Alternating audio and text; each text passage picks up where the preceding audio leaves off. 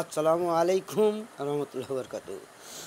বাংলাদেশ সেনাপ্রধানকে আমি অনুরোধ করছি, এমন তার হাতে এমন পায়ে ধরছি, বাংলাদেশকে আপনি নিশ্চয়ই রক্ষা করবেন। আপনি এমন সেনাপ্রধানকেও সেনাদের আপনি রক্ষা করবেন, এমন আপনি দেশকে রক্ষা করবেন। এটি আপনার হাতে হাতে পায়ে ধরছি। এই সমন্বয়ক এই জামাত বিএনপির থেকে আপনি নিশ্চয়ই আল্লাহর হস্তে আপনি দেশ রক্ষা করবেন। আল্লাহ আপনার জন্য দীর্ঘ জীবন হায়াত দান করেন। আপনার বাপের সমান বয়স্য আমি।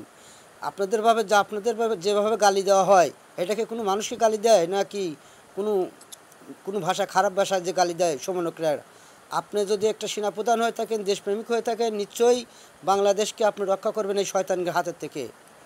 আমি আপনার হাতে এমন পায়ে জোড়া ধরলাম, যেরকম আপনার শেখ হাসিনাকে ধরানোর সময় আপনাদের পায়ে জড়া ধরছে, আমি এখন বাংলাদেশের একজন নাগরিক হিসাবে আপনার পায়ে জড়া ধরলাম। দেশকে রক্ষা করেন, এমন দেশকে মুক্ত করেন এই শয়তানগুলোর হাতে থেকে।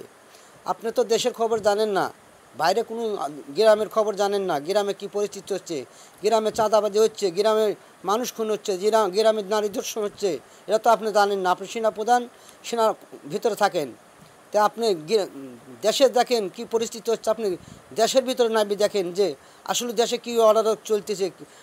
কেউ টাকা নিয়ে বাড়ি ফেলতে পারতেছে না, কেউ একখান ভ্যান কিনে নিয়ে ঘরে রাখতে পারতেছে না।